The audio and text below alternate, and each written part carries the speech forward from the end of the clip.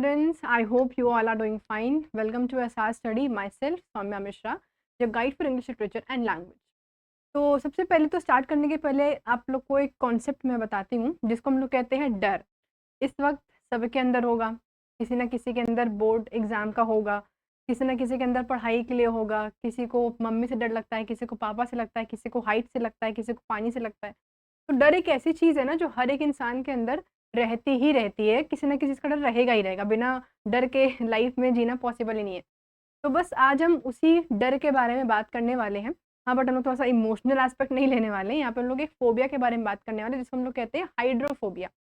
अब हाइड्रोफ़ोबिया हम लोग कहते हैं जिसको पानी से डर लगता हो। अब वो पानी से डर लगना एज़ इन कि वो ऐसा नहीं है कि वो पानी पी भी नहीं सकता है, पानी को छू नहीं सकता है, वैसा वाला हाइड्रोफ़ोबिया नहीं होता है।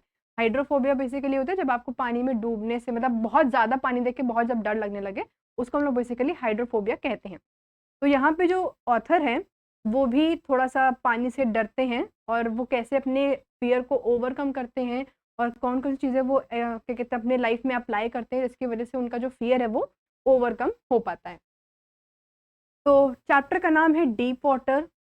डीप वाटर मतलब बहुत ही गहरा पानी, जिसकी वज़ह से बहुत सारा पानी होने की वज़ह से जो ऑथर है उसको बहुत डर लगता है पानी से।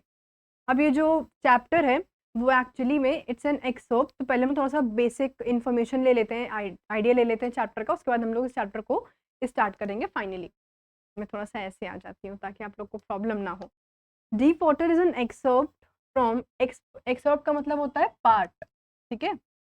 मतलब जब एक बड़े से चीज़ का एक छोटा-सा पार्ट होता है तो हम लोग एक्सर्प्ट कहते हैं। From William O Douglas autobiography. आपको ऑथर का नाम मैं आपको हर क्लास में जैसे बता रही हूँ कि आपको ऑथर का नाम पता होना बहुत इंपॉर्टेंट है, बिकॉज़ इससे फ़ायदा क्या होता है ना कि क्वेश्चंस कभी-कभी ऑथर के नाम से बन जाते हैं। तो फिर आपको ये आइडिया रहेगा ना कि अगर आपने याद करके रखा है इसको, तो समझ जाओगे कि हाँ, ये इस चैप्टर का क्वेश्चन बना है यहाँ पे।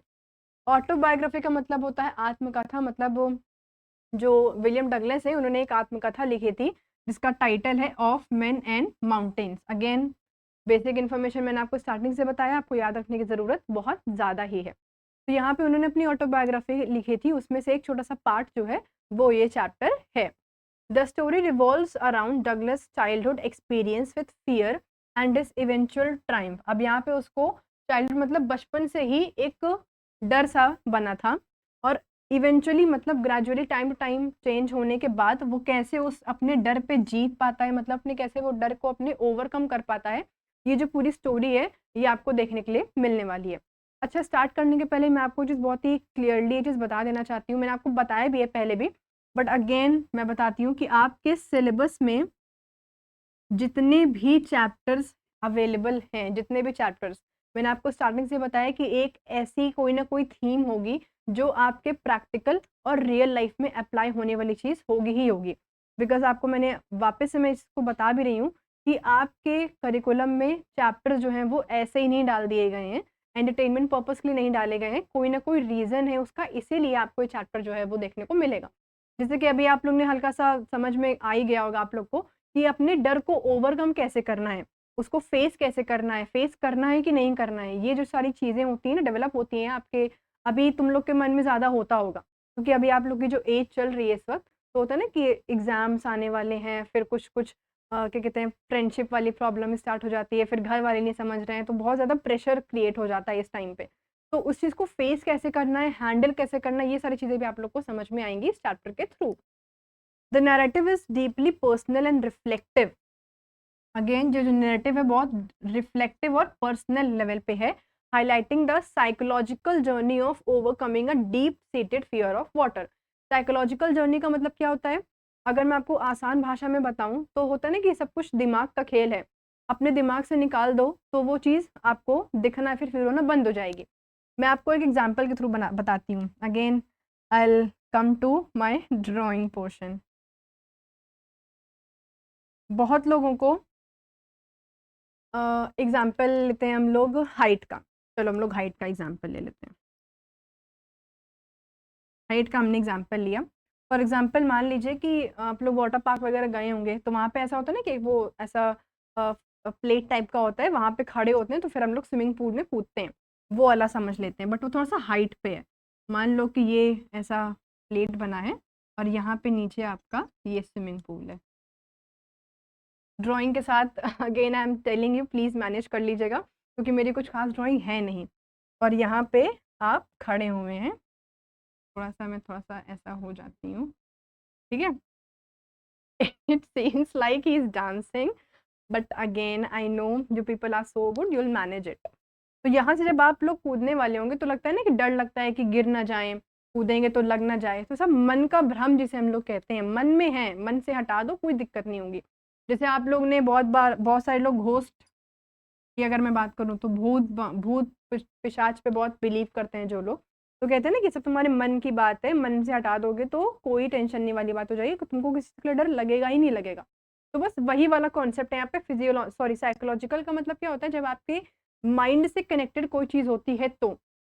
और अगर मैं साइकोलॉजिकली बात करूँ, फैक्ट अगर मैं बताऊँ आपको, तो ये फैक्ट है कि जो फियर है वो कोई ऐसा कोई फिजिकल अपीयरेंस वाला ऐसा नहीं है कि कोई इंसान है, ये डर को डिनोट करता है तो भैया हमको इससे दूर रहना, नहीं। ये ऑब्वियसली आपके माइंड का ही पूरा क्रिएशन रहता है। अपने दिमाग से निकाल दो कि हमें इस चीज़ के लिए डरना नहीं है इस चीज़ से, तो आपको डर नहीं लगेगा। अब आप लोग बोलेंगे मैम आपके लिए बोलना तो बहुत आसान है कि डर निकाल दो, ऐसे कैसे निकाल दे, सालों का डर ऐसे कैसे निकलेगा। अब again I take one more example. अगर मैं बात करूं आपसे सबसे ज़्यादा इंटरेस्टिंग टॉपिक, दैट इज़ पढ़ाई, स्टडी। अगर मैं स्टडी की बात करती हूँ तो यहाँ पे आपको पता है कि सब लोग को पढ़ाई से डर लगता है। आप लोग को 3-4 साल पहले कोई एल्बम आई होगी, कोई गाना आया होगा, वो आपको याद होगी। फॉर एग्जाम्पल हम लोग वापस से आते हैं एग्जाम्पल पे। एक बहुत ही कॉमन सी मूवी लेते हैं, लाइक किक, सलमान खान की है, मैक्सिमम लोगों ने देखी होगी। अब किक में कौन सा मेन हीरो है, सलमान खान, ये याद है।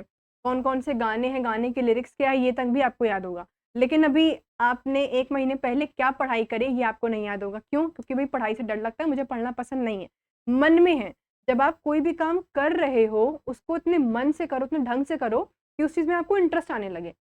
लाइक बहुत लोग के लिए पढ़ाई इंटरेस्टिंग होती है, बहुत लोग को पढ़ाई करने का मन होता है, पढ़ने का मन होता है, इसलिए वो लोग को पढ़ना अच्छा लगता है, उन लोग को पढ़ाई टफ नहीं लगती है। जैसे कि मैं बात करूँ डोरेमोन की, आपने देखा है ना डोरेमोन को। डोरेमोन में 2 कैरेक्टर हैं, एक होते हैं नोबिता महाराज जी और एक होते हैं डेकी सुगी।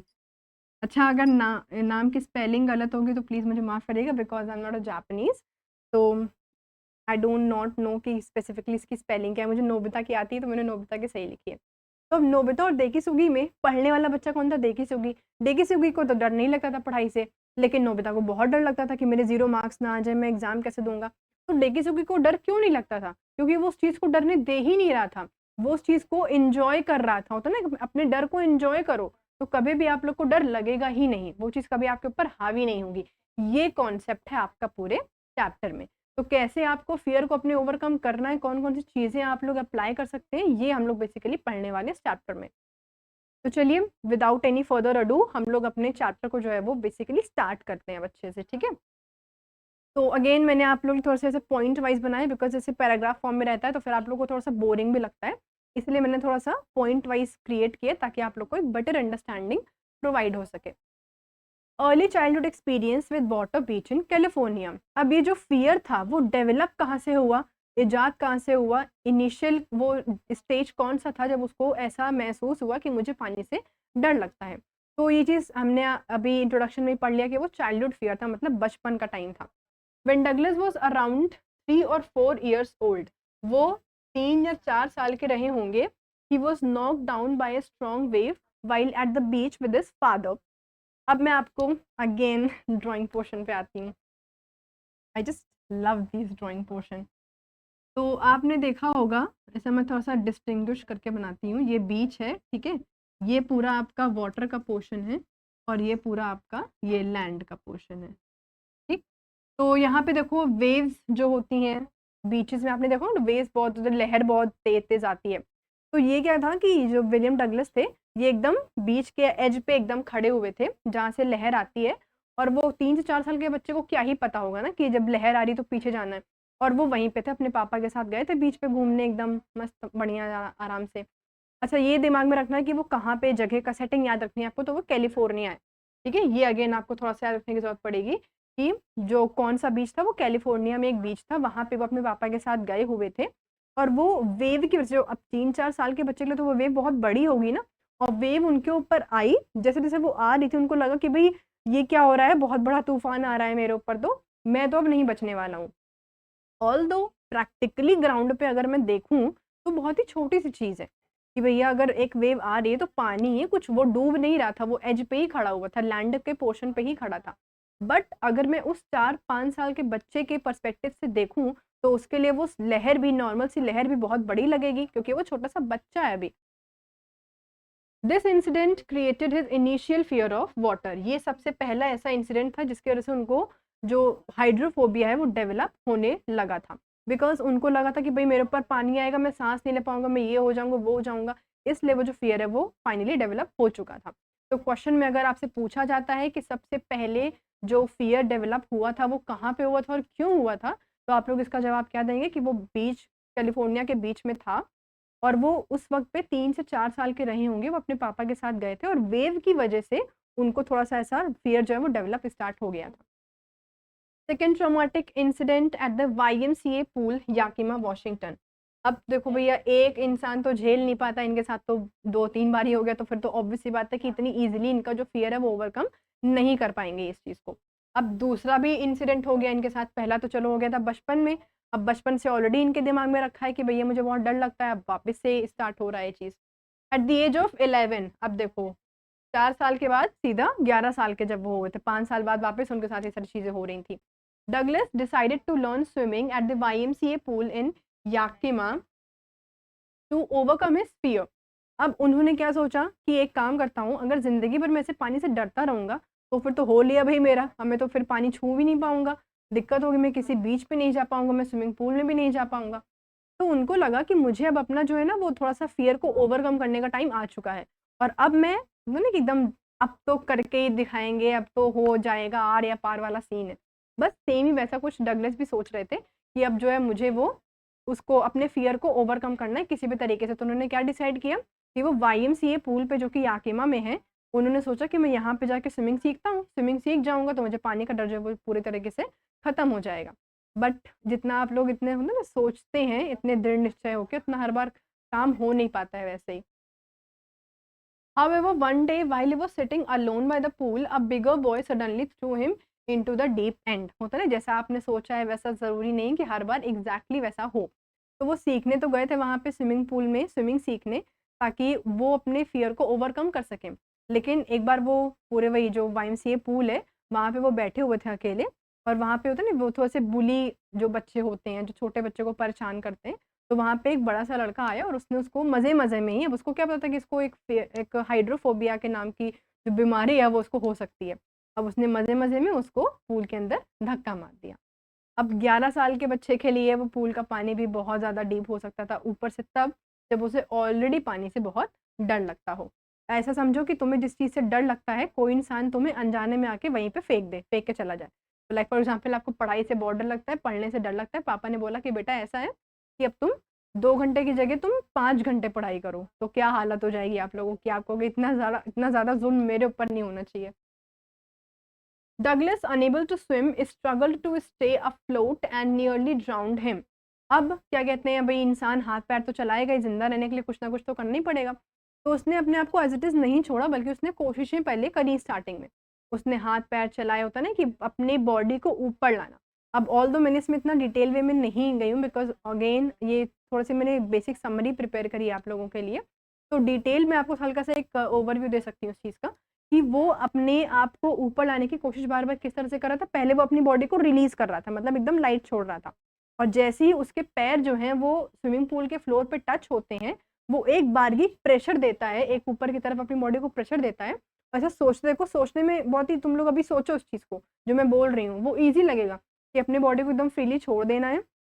उसके बाद जब स्विमिंग पूल के फ्लोर पे पैर पड़ेगा तो एक प्रेशर अप, मतलब अपवर्ड्स एक प्रेशर देंगे, बहुत तेज प्रेशर देंगे, जिसकी वजह से हम एक बारगी पूल के बाहर आ जाएंगे।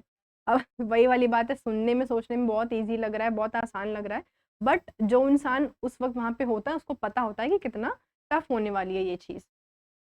He tried to come to the surface 3 times. ये अगेन इम्पॉर्टेंट एस्पेक्ट है कि वो कितनी बार उसने कोशिश करी थी ऊपर आने के लिए। तो उसने 3 बार ही कोशिश करी, 3 बार एकदम उसने कहा कि करके दिखाऊंगा, कोशिश तो करनी है, लेकिन स्टिल वो तीनों बार जो है वो फेल हो चुका था। He was not successful. Times when kept sinking deeper. This terrifying experience intensified his fear of water. अब जब वो ऐसा सोच रहा था कि मैं अपने आप को और ज़्यादा प्रेशर दूंगा, वो जितना ज़्यादा प्रेशर सोच रहा था ना, उससे बहुत कम वो एक्चुअली में उठ रहा था। और जितनी बार वो कोशिश कर रहा था उतनी बार वो चीज़ और कम होती जा रही थी, जिसकी वजह से वो और ज़्यादा डीप मतलब सिंक होता जा रहा था। उसकी बॉडी जो है वो सिंक होती जा रही थी स्विमिंग पूल के अंदर। फिर उसको लगा कि अब तो कुछ नहीं हो सकता, अब मुझे कोई नहीं बचा सकता है, अब खत्म हो गया। अब उस टाइम पे उसको और ज़्यादा डर लग रहा था कि अब मुझको अब क्या करूँगा, मैं तो पानी की वजह से इतना डरता था मैं कि पानी की वजह से मेरी मौत ही होने वाली है। Severe fear of water. After the near drowning experience at the YMCA pool, Douglas developed a lifelong fear of water. अब भाई किसी इंसान के साथ एक बार गलत होगा तो वो सह लेगा, लेकिन बार बार गलत होगा तो वो नहीं सह पाएगा ना।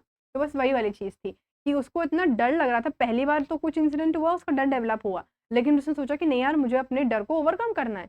बट जब वो ओवरकम करने गया तो और काम खराब हो गया। इट्स लाइक कि मैं आपको एग्जाम्पल दूं कि आप कोई काम अच्छा करने जा रहे हो, होते नहीं कोई कोई लोग होते हैं, मैं कुछ अच्छा करने जाता हूँ अपने आप ही खराब हो जाता है।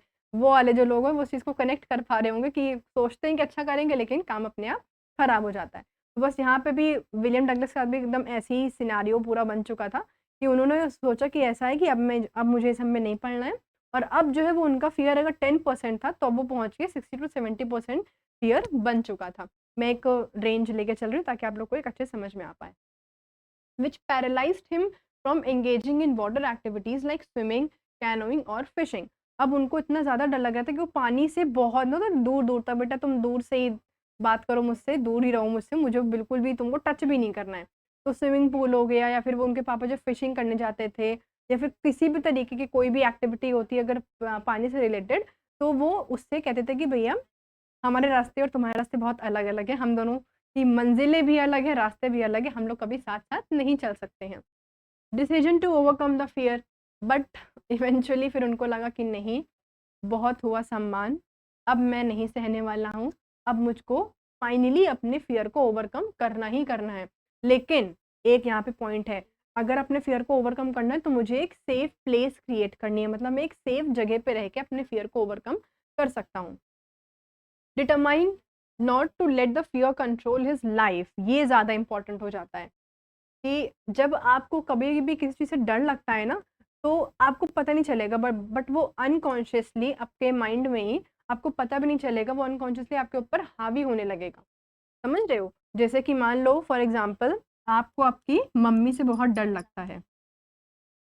अब आपको पता है वो आपको मार नहीं डालेंगी, डर ही तो लगता है ना, ठीक है बहुत हो तो मारेंगी, बट स्टिल आपको उस बात का एहसास ही नहीं हो पाएगा, और आप उसका होता है ना कि वो डर जो है वो आपके ऊपर हावी होता रहेगा। आप कुछ भी करोगे, अपने फ्रेंड से मिलने जा रहे हो, या फिर स्कूल के बाद थोड़ी देर रुक गए, कोचिंग में थोड़ी देर रुक गए, तो दिमाग में आता है नहीं यार मम्मी को पता चलेगा, मम्मी बहुत डांटेंगी, अभी घर से कॉल आने लगेगा। तो ये सब क्या है, ये डर आपके ऊपर हावी हो रहा है कि आप खुद कुछ नहीं कर पा रहे हैं। ठीक है, Douglas decided to conquer it. Conquer का मतलब होता है जीतना। He hired a swimming instructor to help him learn swimming systematically. अब उन्होंने क्या किया कि एक इंस्ट्रक्टर को हायर किया, जिन्होंने उनसे बोला कि देखिए ऐसा है कि मुझे सिस्टमैटिकली स्विमिंग करनी है। उसने बोला कि ठीक है बेटा, कोई दिक्कत नहीं है, तुम्हारे फियर को ओवरकम कराना मेरी जिम्मेदारी है। जैसे कि आप लोगों को ये जो पढ़ाई, ये जो इंग्लिश का जो फियर आप लोग के अंदर डेवलप हो रहा है, उसको ओवरकम कराना मेरी ज़िम्मेदारी है। ठीक है, गलती से सच नहीं निकलता है, मेरी जैसे स्लिप ऑफ टंग हो जाता है, वो हो गया जैसे अभी जस्ट हुआ। तो वैसे ही आपको इंग्लिश का भी, मैं जो फ़ियर आप लोग के अंदर दिमाग में बैठा हुआ है ना, उसको मैं ओवरकम करा के ही मानूँगी, अगर आप लोग मेरे अकॉर्डिंग चलते हैं तो। यहाँ पे इंस्ट्रक्टर के अकॉर्डिंग चल रहा है ना, तभी वो फ़ियर को ओवरकम कर पा रहा है। The instructor taught him step by step, starting with floating and breathing, and eventually progressing to swimming strokes. अब उसने क्या बोला, इंस्ट्रक्टर ने बोला कि देखो ऐसा है कि ऐसा नहीं है कि अगर आपको स्विमिंग सीखनी है तो फिर आप एकदम पानी में डूब जाओ और सीख जाओ। नहीं, उसने स्टेप बाय स्टेप लिया, एक एक स्टेप वो ऊपर की ओर चढ़ता गया। यहाँ पे मैं सीढ़ी, क्या असली वाली सीढ़ी नहीं है, तो उसने एक एक स्टेप जो है वो फॉलो किया। उसके बाद फाइनली वो अपने फियर को वो उसने कॉन्कर कर लिया। अब यहाँ पे देखो एक और चीज़ सीखने वाली बात है, अगर आपको चाहिए कि सक्सेस या फिर पर्टिकुलरली सक्सेस, मतलब ये नहीं कि आपके पास बहुत बहुत सारा पैसा है और आपकी बहुत रिस्पेक्ट है सोसाइटी में, इसका मतलब नहीं होता है। मतलब जो भी चीज़ आप अचीव करना चाहते हो उसको हम लोग कहते हैं सक्सेस।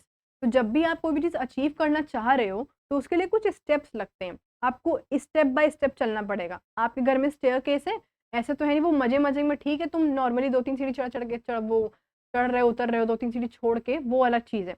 बट अगर हम लोग नॉर्मली देखें, नॉर्मल इंसान तो एक सीढ़ी चढ़ेगा, फिर दूसरी, फिर तीसरी, उतरता भी ऐसे ही है। ऐसे तो करते नहीं हो कि एक सीढ़ी यहाँ पे पैर रखा, उसके बाद डायरेक्टली चौथे पे रखा, फिर डायरेक्टली 8वें पे रखा, ऐसे तो करते नहीं हो। तो बस यही वाली चीज़ यहाँ पे भी है कि उसने स्टेप बाय स्टेप को फॉलो किया और उसके बाद वो उस चीज़ में कॉन्कर उसने हासिल कर ली। हाँ, अब इसमें याद रखने वाली चीज़ क्या है, ये मैं आप लोग को बता देती हूँ थोड़ा-सा। इसमें आपको याद ये रखना है कि कहाँ गया? हाँ, ये started with floating and breathing, eventually progressing to swimming strokes, ठीक है? स्विमिंग स्ट्रोक्स होता है ना, जब जैसे आपने मैं आपको पिक्चर के थ्रू दिखाती हूँ। ये जब वो स्विम करते हो तो वो जो हाथ पैर ऐसे-ऐसे मारते हो, उसे हम लोग स्विमिंग स्ट्रोक्स कहते हैं बेसिकली, ठीक है? Training process in the pool, अब क्या था कि वो प्रोसेस जो था ट्रेनिंग का, वो जो सीख रहा था स्विमिंग पूल में, वो क्या था, पूरा प्रोसेस यहाँ पे क्या था? द इंस्ट्रक्टर यूज्ड अ पुले रोप। पुले रोप का मतलब क्या होता है? आपने वेल में देखा होगा, पुले लगा होता है जहाँ पे तो बाल्टी नीचे डालते हैं, फिर खींचते हैं, फिर बाल्टी ऊपर आती है। तो बस एक काइंड ऑफ हार्नेस मान के चलो, ठीक है? अगर मैं आपको नॉर्मल लैंग्वेज में बताऊँ तो काइंड ऑफ हार्नेस मान के चलो कि उसने क्या किया कि उसके कमर पे एक बेल्ट लगा दिया, ठीक है? और उसको हार्नेस से बांध दिया और फिर कहा कि तुम जाओ, क्या कहते हैं, वो स्विमिंग करना स्टार्ट करो। आराम-आराम से स्विमिंग करने की कोशिश करी और जहाँ पे उसको लगता था कि मैं डूब रहा हूँ, फिर वो इंस्ट्रक्टर जो था वो उसको उस पुले रोप के थ्रू वापस से खींच लेता था। तो अब यहाँ पे देखो पॉइंट क्या है, उसको पता है कि मेरे पास सपोर्ट है। कोई भी फ़ियर को ख़त्म करने का सबसे बड़ा पॉज़िटिव रीज़न ये होता है। अगर आपके पास सपोर्ट है तो आपका फ़ियर ख़त्म हो जाएगा। अगर आपके पास सपोर्ट नहीं है तो आपका फ़ियर कभी नहीं ख़त्म होगा। लाइक फॉर एग्ज़ाम्पल आपको इंग्लिश में कुछ नहीं आता है। आपको इंग्लिश बोलना नहीं आ पा रहा, आप फ्लॉलेसली इंग्लिश नहीं बोल पा रहे हैं। तो फिर आपके पास ये रहेगा ना, मतलब आपको इंग्लिश बुक्स पढ़ने में भी दिक्कत हो रही है। तो अगर आपको पता रहेगा कि हाँ, मेरे पास एक ऐसा इंसान है, चाहे वो हम हों, चाहे वो आपकी बड़ी बहन या बड़ा भाई हो, आपकी मम्मी हो, आपके पापा हो, कोई भी इंसान हो सकता है। तो अगर आपके पास ये चीज़ है कि हाँ, मेरे पास एक इंसान ऐसा है जो मुझे इंग्लिश सिखाने को तैयार है, तो क्या आपको कभी इंग्लिश के लिए डर लगेगा? लाइक बचपन में आप लोग जिनके बड़े भाई या बहन होंगे, वो लोग इस चीज़ को रिलेट कर पाते होंगे कि जब आपको बचपन में प्रोजेक्ट वगैरह देना होता था, तो खुद से सब कुछ नहीं बनाते थे। आपने कहा दीदी प्लीज़ ये बना दो दीदी, मैंने तो बहुत किया है ये चीज़, मैंने तो अपनी बहनों से बनवा-बनवा के जाके स्कूल में बोला है कि ये मैम मैंने बनाया है। तो ठीक है, ये सब चीज़ें होती हैं कि आपने उनसे बनवा लिया और फिर आप स्कूल जाके आपको दिखा दिया। तो आपको उस पर्टिकुलरली उस प्रोजेक्ट के लिए, उस पर्टिकुलर चार्ट पेपर के लिए जो भी आप लोग बना रहे हो, क्रिएट कर रहे हो, उसके लिए कोई डर लगा? नहीं लगा, क्योंकि आपको पता है कि कोई दिक्कत नहीं है, मेरे पास है एक इंसान जो सब बना-बना के देगा मुझको। बस सेम वैसा यहाँ पे भी है। जिसको पता है कि मेरे जो मैं हारने से बंधा हुआ हूँ, मैं डूब ही नहीं सकता हूँ क्योंकि मेरे पास एक ऐसा इंसान है जो मुझको डूबने वाला होऊँगा तो मुझे वापस से वो खींच लेगा। ये वाला कॉन्सेप्ट चला था यहाँ पे थोड़ा-सा। To guide Douglas and ensure his safety, ये बहुत इंपॉर्टेंट है कि उसने उसकी श्योरिटी को इंश्योर किया कि ये डूबना नहीं चाहिए बच्चा, इसकी पूरी जो सेफ्टी है वो मेरे हाथ में ही है। While he learn to swim, जैसे कि इसको मैं थोड़ा सा कनेक्ट करके बताती हूँ कि जो आपका जो सीखने का प्रोसेस है, जैसा कि भई आप 12th क्लास में हो, तो 12th क्लास में आप जितने भी इंग्लिश के चैप्टर्स पढ़ने वाले हो, तो वो आप पूरे वो एक प्रोसेस है। बट उसमें मुझे ये इंश्योर करना पड़ेगा कि हाँ, आपको चीज़ें समझ में आ रही हैं, आपको एक बेटर अंडरस्टैंडिंग मिल रही है मेरे लेक्चर्स की, अच्छे से सब कुछ समझ में आ रहा है, मेरा डिटेल एक्सप्रेशन जो मैं आपको दे रही हूँ एक्सप्लेनेशन, वो सब आप लोग को समझ में आना चाहिए। अगर वही मतलब पॉइंट ये है ना कि अगर आपको समझ ही नहीं आ रहा तो फिर क्या मतलब मेरे इतने बोलने का, इतनी कैलोरीज़ बर्न करने का। Gradually, he became proficient in the different strokes and was able to swim across the pool comfortably. अब उसके बाद वो proficient मतलब बहुत इफेक्टिव, बहुत ही एक्टिव हो गया, बहुत अच्छे तरीके से।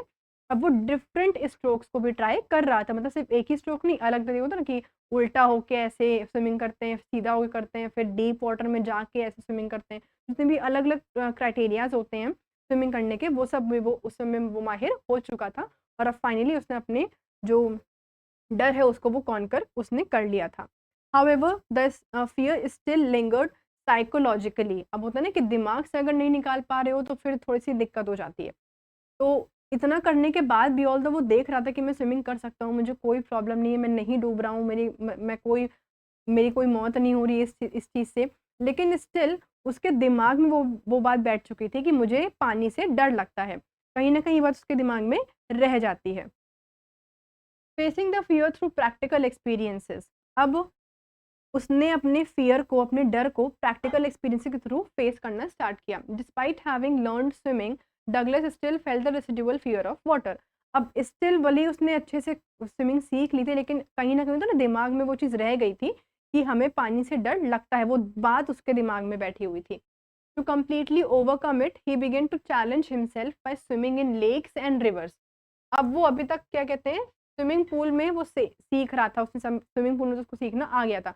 बिकॉज़ स्विमिंग पूल की अगर मैं बात करूँ तो वहाँ पे आपको पता है कि हाँ, यहाँ पे फ्लोर भी होगा, यहाँ पे इंसान डूब नहीं सकता, स्विमिंग पूल में डूब नहीं सकते हैं आप लोग, या आप एक लिमिटेड एरिया आपको वहाँ पे मिलता है। लेकिन अगर मैं बात करूँ लेक्स की, रिवर्स की, नदियों की, तो वहाँ पे आपको नहीं पता ना कि आपको बहाते-बहाते कहाँ तक लेती जाएगी। तो उसने सोचा कि मुझे अब इसको कंप्लीटली इस चीज़ को ओवरकम करना पड़ेगा और मुझे एक ऐसी जगह पे स्विमिंग करनी पड़ेगी जहाँ पे कोई रिस्ट्रिक्शंस ना हो। मतलब कोई भी ऐसा लिमिटेड चीज़ें ना हो कि स्विमिंग पूल में आपको पता ना कि 4 वॉल्स के बीच में ही आपको उतना पानी मिलेगा और आपको उसी के अंदर स्विमिंग करनी पड़ेगी। बट यहाँ पे उसने चूज़ किया लेक्स एंड रिवर्स को, including lake Wentworth and warm lake. Again ये आपको इन दोनों लेक का नाम याद रखना पड़ेगा। These experiences helped him confront the fear directly. अब होता है ना कि डर को चैलेंज करना कि तुम्हें क्या लगता है, तुम मुझे डरा पाओगे? नहीं, नहीं, बिल्कुल भी नहीं, ऐसा कुछ नहीं होने वाला। मैं अभी तुम्हें बताता हूँ कौन किसको डराने वाला है। ऐसा जो कॉन्सेप्ट होता है, वो आप लोग को दिमाग में बैठा के रखना पड़ेगा। मैं तो कहती हूँ कि पढ़ाई के कॉन्सेप्ट में भी आपको जिस चीज़ से भी डर लगता है, हाँ, अगर वो इर्रेलेवेंट डर है तो ऑब्वियसली फिर ये वाला क्राइटेरिया नहीं चलेगा। बट अगर वो रेलेवेंट डर है कि हाँ, उससे डर डर है, आप लोग को लिटरली फोबिया टाइप का है, तो फिर आपको उस चीज़ को ये बोलना पड़ेगा कि ऐसा है कि तुम मुझे नहीं डरा सकते हो, मैं किसी से नहीं डरती हूँ। ये वाला दिमाग में बैठा लो, दिमाग को समझा लो अपने, तो कोई दिक्कत नहीं होगी। Final Triumph over fear through repeated exposure and forcing himself into situations that triggered his fear, Douglas finally succeeded in overcoming his terror. अब फाइनली जब उसने अपने डर को ही चैलेंज कर दिया, कि डर को डरा दिया, सिंपल लैंग्वेज में बोलूँ, तो उसने अपने डर को डरा दिया कि तुम मुझे डराओगे, तुम मुझे स्विमिंग करने से रोकोगे, तुम मुझे पानी का फ़ोबिया दोगे। अभी मैं तुमको तैर के बताता हूँ, अभी मैं लेक में भी तैरूँगा, रिवर में भी तैरूँगा, देखता हूँ तुम मुझे कैसे डराते हो। तो उसने फिर जब लेक में तैरा, वो रिवर में तैरा, अलग-अलग जगह वो एक होता है ना कि एक वाइड रेंज में जब उसने तैरना स्टार्ट किया, तब उसको लगा कि ये सब कुछ दिमाग का होता है, मेरे दिमाग में ही नहीं है कि मैं डर रहा हूँ। तो इसीलिए ये फाइनल पॉइंट होता है, देखो कितना भी वो उसने प्रैक्टिस करी, लेकिन जो मेन कॉन्टेक्स्ट था, जो मेन पॉइंट था जहाँ पे उसको समझ में आया, जब उसने साइकोलॉजिकली इस चीज़ को एक्सेप्ट किया, उसने अपने दिमाग से वो बात निकाल ली कि हमें डर नहीं लगता है। His persistence, determination and systematic approach, ये इम्पोर्टेंट है कि अपने आप डर को ऐसे ही नहीं खत्म कर सकते हैं, मेहनत लगती है बेटा, इतना आसान काम नहीं होता है इतने साल के डर को खत्म कर देना। तो आपको परसिस्टेंस होना पड़ेगा, मतलब कंसिस्टेंस कह सकते हो यहाँ पे, कंसिस्टेंसी बनानी पड़ेगी, जिसे हम लोग कहते हैं दृढ़ निश्चय भी आपको होना पड़ेगा कि हमको ये काम करना ही करना है। तभी आप लोग उस चीज़ को ओवरकम, अपने फ़ियर को ओवरकम कर सकते हैं। एक सिस्टम तरीके से होना चाहिए, ऐसा नहीं कि कुछ भी कर रहे हो अपने फ़ियर को ओवरकम करने के लिए, एक सिस्टमैटिक प्रॉपर वे ज़रूरी है। Allowed him to conquer his phobia fully. तो इतना ही, हाँ, इतना ही है चैप्टर। तो बेसिकली आपको आई होप इतना समझ में आ गया होगा। पॉइंट ये है कि अपने फ़ियर को आपको डेवलप होने के पहले ही रोक देना है, सबसे पहली चीज़। और मेरा आप लोग को बहुत ही सबसे परफेक्ट सजेशन ये है पढ़ाई के मामले में कि अपनी पढ़ाई को कभी भी स्ट्रेसफुल तरीके से मत पढ़ा करिए। कोई भी सब्जेक्ट, चाहे वो इंग्लिश हो, हिंदी हो, साइंस हो, सोशल साइंस हो, कोई भी सब्जेक्ट हो। कभी भी अगर आप पढ़ाई कर रहे हैं तो उसको मज़ेदार तरीके से पढ़िए, मज़े से पढ़िए। तो कोई प्रॉब्लम नहीं होगी। एक वापस हम लोग एक क्रक्स ले लेते हैं, तो आपको क्या-क्या चीज़ें दिमाग में रखनी है। अच्छा हाँ, एक होमवर्क आप लोग ले लीजिए। होमवर्क मैं आप लोग को इसलिए देती हूँ ताकि आपके इंटरप्रिटेशंस खुद आपके दिमाग में बैठ सकें कि आपको चैप्टर से समझ में क्या आया। एज़ अ स्टोरी तो आपको समझ में आ गया हो कि हाँ, ये चीज़ें हुई हैं। बट ये ज़्यादा इम्पोर्टेंट है, आपको थीम्स आपको इसमें लिखनी है। आपके अकॉर्डिंग जितनी भी थीम्स इस चैप्टर में निकल के आती हैं, वो आपको कमेंट सेक्शन में बताना है। चाहे वो एक ही क्यों ना हो। बट अगर आप लोग अटेम्प्ट ही नहीं करोगे उस चीज़ को तो फिर कोई मतलब का नहीं रह जाएगा मेरा इतना पढ़ाने का, बिकॉज मुझे पता ही नहीं चल पा रहा है ना कि मैं कैसा पढ़ा रही हूँ। तो मुझे इस चीज़ की भी गारंटी चाहिए ना कि हाँ बेटा आप लोग को समझ में आ रहा है, अच्छा लगेगा मुझको भी। तो इसीलिए मैं कह रही हूँ कि जितनी भी थीम्स, एक सही, दो सही, जितनी भी आपको दिमाग में आती हैं, और ज़रूरी नहीं कि एकदम एक्यूरेट होनी चाहिए। अभी आप लोग की सीखने की उम्र है, तो ज़रूरी नहीं है, आपको जो भी लगता है कि हाँ ये थीम बन सकती है, थीम एज़ इन कि एक ऐसा कॉन्सेप्ट या फिर ऐसा पर्सपेक्टिव जो कि आपको इसमें देखने को मिल रहा है। एग्ज़ाम्पल के तौर पे मैं आपको बताऊँ, जैसे मान लो फ़ियर, इस पूरे चैप्टर में आपको फ़ियर दिख रहा है हर जगह, तो एक फ़ियर हो गया थीम। और कौन-कौन सी चीज़ें हैं, कॉन्फिडेंस, ये सारी चीज़ें भी आ सकती हैं। तो जितने भी ये सब कीवर्ड्स होते हैं ना, इन सबको आपको अपने कमेंट बॉक्स में बताना है ज़रूर से, ठीक है? तो आई जस्ट होप आपको ये पूरा जो चैप्टर है वो समझ में आया होगा। थोड़ा-सा मैं कोर्स का आपको बता देती हूँ। यहाँ पे आपने जाके सिर्फ टाइप करना है, सारी स्टडी मैं आपके साथ-साथ ही कर रही हूँ ताकि आपको प्रॉब्लम ना हो ढूँढने में कि मैम ढूँढेंगे कैसे? तो बिल्कुल भी ढूँढना नहीं है, आप डालोगे सबसे ऊपर ही आपको मिल जाएगा। इस पे जाके आपको फिर आपको जाना है कोर्सेज़ पे, थोड़ा-सा नीचे आप स्क्रॉल करेंगे, ज़्यादा नहीं, थोड़ी-सी मेहनत करनी है। ये देखो, यहाँ पे आपको 9th, 10th और 12th के कोर्सेज़ आपको अवेलेबल हैं, बट क्योंकि अभी ये 12th का है, तो मैं 12th का खोल के बता देती हूँ आपको। आप बाय नाउ पे क्लिक करोगे, देखो आपको 86% का जो है वो डिस्काउंट भी यहाँ पे अवेलेबल हो रहा है। और आपको यहाँ पे डेमो वीडियो भी मिल जाएँगी, प्लस टेस्ट सीरीज़ वगैरह, इंपॉर्टेंट क्वेश्चंस जो होते हैं, एनसीईआरटी सॉल्यूशंस होते हैं, वो सब कुछ यहाँ पे आपको एक डिटेल्ड सॉल्यूशन जो होता है क्वेश्चंस का, वो आपको यहाँ पे देखने को मिलने वाला है, ठीक है? तो आई होप आपको ये पूरी जो क्लास है, सेशन है, वो बहुत अच्छा लगा होगा। और पढ़ाई पे थोड़ा-सा ज़्यादा ध्यान देना पड़ेगा, बिकॉज़ आपके बोर्ड्स आने वाले हैं, तो बिल्कुल भी मज़े अभी थोड़े कुछ महीनों के लिए छोड़ दीजिए, पढ़ाई पे फ़ोकस कर लीजिए, उसके बाद आराम से एग्ज़ाम देने के बाद 2-3 महीना आराम से मज़े करिएगा, कोई प्रॉब्लम नहीं है। मैं ये इस सेशन को यहीं पे एंड करती हूँ, तब तक के लिए टेक केयर, बाय-बाय।